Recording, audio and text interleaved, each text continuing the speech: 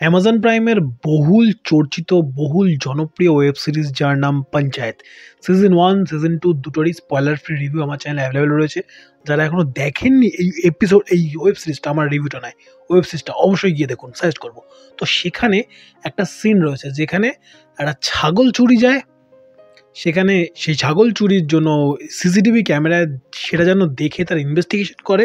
তার জন্য যে ছাগলের মালিক সে আসে পঞ্চায়েত প্রধানের কাছে বা পঞ্চায়েত প্রধানের অফিসে। আসবার পরে সে সেখানে একটা কনভারসেশন করছে। তার মাঝখানে আরেকজন চলে আসে চপ্পল চুরি নিয়ে একটা বাওয়াল দিতে। সেই বাওয়াল দেওয়ার সময় যে পঞ্চায়েত প্রধান সে বলে "ऐसे होता नहीं है काम"।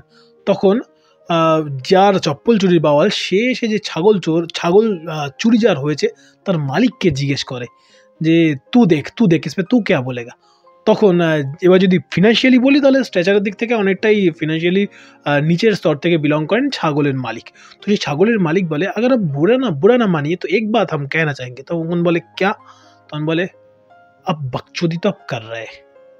হ্যাঁ, তখন যে প্রধান, পঞ্চায়েত প্রধান আমাদের জিতু ভাইয়া, সে বলে "যে বাত!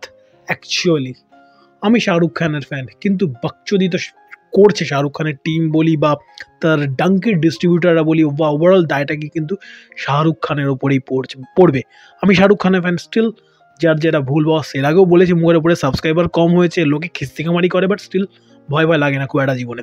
তো সেখান থেকেই এই ভিডিও সূত্রপাত এবং প্রথমে পরিচয় পর্ব সেরে নিই, তারপরে কেন এসব গৌরচন্দ্রিকা করে প্রথমের ১-১.৫ মিনিট আপনাদের টাইম নষ্ট করলাম।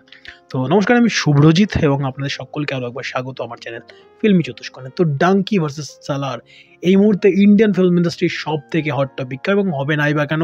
দুজন বড় স্টার, এবং একদিকে স্টার প্লাস স্টার ডাইরেক্টর, আরও একদিকে স্টার প্লাস স্টার ডাইরেক্টর। একজনের ব্যাক টু ব্যাক দুটো ৫০০ কোটির হিটে, এবং একজনের জন্য এটা সব থেকে মানে একদম দেওয়ালে পিঠ থেকে যাওয়া অবস্থায় তার কামব্যাকের সময়। এবং ডাইরেক্টরের দিক থেকে যদি বলি, সে এর আগে হিন্দি বেল্টে তার নিজের সাউথের বেল্ট থেকে বেরিয়ে এসে হিন্দি বেল্টেও একটা বড় সাকসেস দিয়েছে as well as south industry. আমি কেজিএফ এর কথা বলছি, প্রশান্ত নীলের কথা বলছি। উল্টো দিকে রাজকুমার হিরানি এবং শাহরুখ খান, এই ডুয়োর কম্বিনেশন ইন্ডিয়ান ফিল্ম লাভাররা বা বলা ভালো স্পেসিফিক্যালি হিন্দি ফিল্ম লাভার্সরা কত বছর ধরে যে ওয়েট করেছে তার কোনো ইয়ত্তা নেই। দুটো ফিল্ম একে অপরের সঙ্গে বক্স অফিসে মুখোমুখি, একই দিনে না হলেও পরপর দুদিনে, আলটিমেটলি দিনের শেষে সেই ক্ল্যাশই হচ্ছে। ওয়াইআরএফ ডিস্ট্রিবিউট করছে, মানে ওয়ার্ল্ড ওয়াইড সিনেমাটাকে ইন্ডিয়াতে ডিস্ট্রিবিউট করছে পেন মারুদার হিন্দি বেল্টে। তো তাদের সঙ্গে কী ঝামেলা আবার চলছে সূত্রপাত কিছুদিন আগে একটা কোনো পার্টি বা কোথাও একটাতে, মানে ডাঙ্কির যারা ডিস্ট্রিবিউট করছে ছবিটাকে নর্থ বেল্টে, তারা জাস্ট তাদেরকে বলে দেয় যে না না, আপনারা আপনাদের মতো করুন, মানে আমাদের কোনো প্রবলেম নেই, আপনারা নিজেদের মতো যাকে যে শোটা যে কটা শো দিতে চান দিন। রিসেন্টলি খেলাটা ঘুরে গেছে, ডাঙ্কির মেকার্সরা বা ডাঙ্কির এই যারা ডিস্ট্রিবিউট করছেন পেন মারুদার, তারা টোটালি 180 ডিগ্রি ঘুরে গেলেন তাদের অবস্থান থেকে। একদম টোটালি পলিটিশিয়ানদের মতো ঘুরে গিয়ে বললেন কি হয়েছে, কি হয়নি, কি কথা হয়েছে, আর মারো গুলি, আমরা কাউকে শো পেতে দেবো না। যেখানে আমরা আছি সেখানে অন্য কেউ থাকবে না, অন্য কেউ থাকলে সেখানে আমরা যাব না। হয়েছেটা কি, যেটা এর আগেও পাঠান বা জওয়ানের ক্ষেত্রে কলকাতায় আমরা কথা শুনে এসেছি, এসবিএফ অনেক সময় করে থেকে থাকে যে প্রিয়া সিনেমার সঙ্গে এর আগে যারা ইন্ডিয়া বা বলা আমাদের বাংলা ইন্ডাস্ট্রির ডিস্ট্রিবিউশনের খোঁজ খবর রাখেন, একটু আধটু ইন্ডাস্ট্রি ঘাটুন, ইউটিউবাররা রিভিউয়াররা এখন অনেক বেশি এই নিয়ে ভোকাল, মানে অনেক বেশি মানে পজিটিভ কথাবার্তা বলে, অনেক বেশি খবর আপনাদের দেয়, মেবি অনেক বেশি এন্টারটেনমেন্ট সোকল জার্নালিস্টদের থেকেও। অ্যাটলিস্ট এই মুহূর্তে দাঁড়িয়ে তো আমার তাই মনে হয়, দুটো সাইড দেখবার পরেই। যাওক, তো দিনের শেষে প্রিয়া সিনেমার মালিকের সঙ্গে এসবিএফের কী বাওয়াল আমরা অলরেডি জেনে গিয়েছি। তো সেই জিনিস আমরা এর আগেও দেখেছি। রিসেন্টলি কথা হচ্ছিল যে এই সিনেমা না নিলে আমার পরের এই যে ডিস্ট্রিবিউশন, আমার পরে চেনে যে সিনেমাটা, সেটাও আমি তোমাকে পেতে দেবো না, বা সেটাও আমি তোমার এখানে চালাতে দেবো না, বা সেটা তোমাকে এখানে আমি দেবো না ছবিটা চালাতে দিনের শেষে। তো সেটা কিন্তু এবার শাহরুখ খানের প্রোডাকশন বা বলা ভালো পেন মারুদার বা যারা ডিস্ট্রিবিউট করছে, দিনের শেষে দায়টা শাহরুখ খানের ওপরেই বর্তায়। তারা এবার দাদাগিরি শুরু করেছে, একদম একদম ঘনঘোর বাকসুদি, যেটা সামনে লিখেছে ওটাই ফিল আমার অ্যাকচুয়ালি।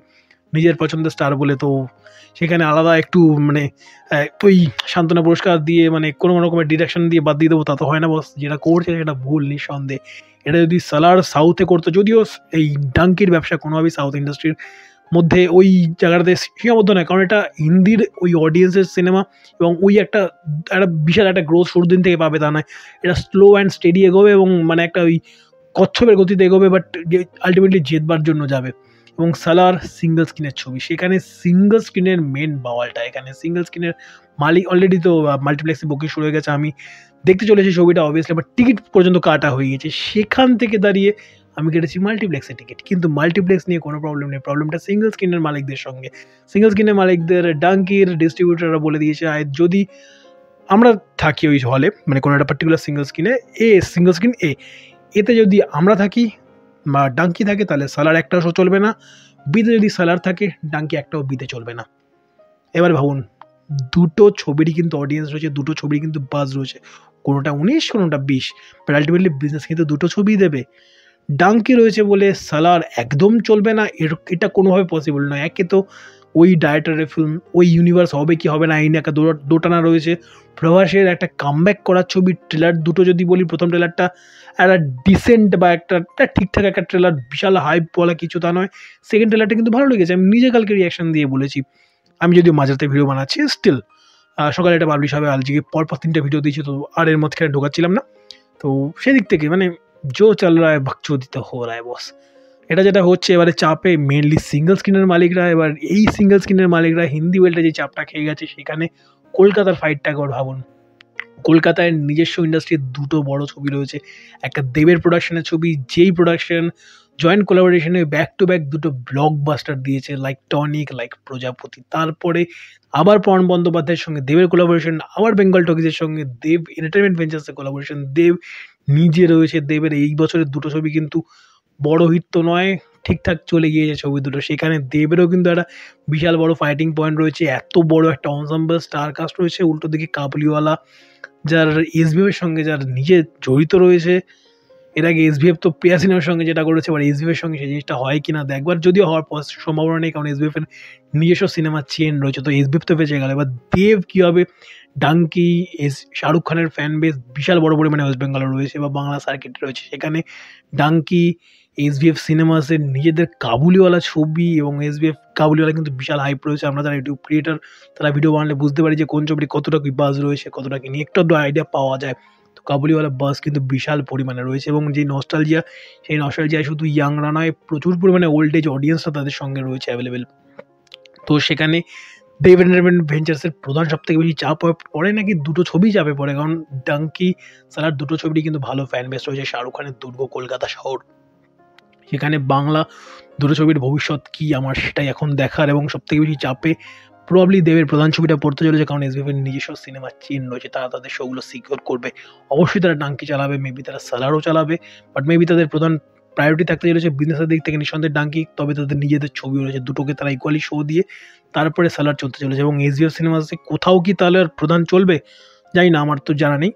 বাট এখানে দেবকে কিন্তু আবার সেই পুষ্পা, মানে পুষ্পা নয়, টনিকের ওই সময়ের যে ফাইটটা, ওই ফাইটটার সঙ্গে কিন্তু দেবকে আবার ওই জায়গাতে মেবি খেলেও যেতে হতে পারে। তবে সেখানে দেবের কাছে দুরূপের তাস রয়েছে, কিন্তু এই কোলাবোরেশনে দেবের আগে পরপর 2 বছর দুটো ব্লকবাস্টার দিয়েছে। সব থেকে বেশি আর্নিং ফিল্মটা দিয়েছে গত বছর দেবের প্রোডাকশন হাউস থেকে এই কোলাবোরেশনে এসে। মিঠুন চক্রবর্তী ছিলেন না, ছিলেন পবন বন্দ্যোপাধ্যায়, কিন্তু তারাও আবার টনিকের সময় ভালো একটা বিজনেস দিয়ে গেছিলেন বক্স অফিস, এবং রিভাইভ হয়েছিল টলিউড ইন্ডাস্ট্রির ওই ছবির হাত ধরে, অ্যাটলিস্ট ওই সময়টাতে দাঁড়িয়ে, যেখানে অন্যান্য কোনো ছবি সেই অর্থে ওই লেভেলে ওয়ার্ক করছিল না। তো এবার দেখার ফাইটটা শুধুমাত্র পেন মারুথার বনাম সালারের ডিস্ট্রিবিউটরদের এ ফিল্মসের ওই লেভেলে, কলকাতা লেভেলে কিন্তু খেলাটা আরও কমপ্লিকেটেড। এবং সেখানে as Bengali film lover, as a Bengali চাইবো যেন বাংলার ছবিগুলো সমান মাপের প্রায়োরিটি পায়, এবং তার থেকে মেবি একটু বেশি পাক, কম যেন না পায়, এটা তো নিঃসন্দেহে চাইবো। আপনাদের কি মনে হচ্ছে এই যে একটা ক্ল্যাশ, এই ক্ল্যাশের মধ্যে বাংলা ছবিগুলোর পজিশনটা কী হতে চলেছে? এবং শাহরুখ খানের ছবি ডাঙ্কির বা এই যে কোলাবোরেশন, এই যে একটা ক্যাচাল, একটা কদর্য একটা রূপ নিচ্ছে, একটা অ্যাগ্রেসিভ, মানে মানে জাস্ট চোখ বন্ধ করে জাস্ট আমি এগোবো, আর কে কী করেছে আমার দেখার দরকার নেই।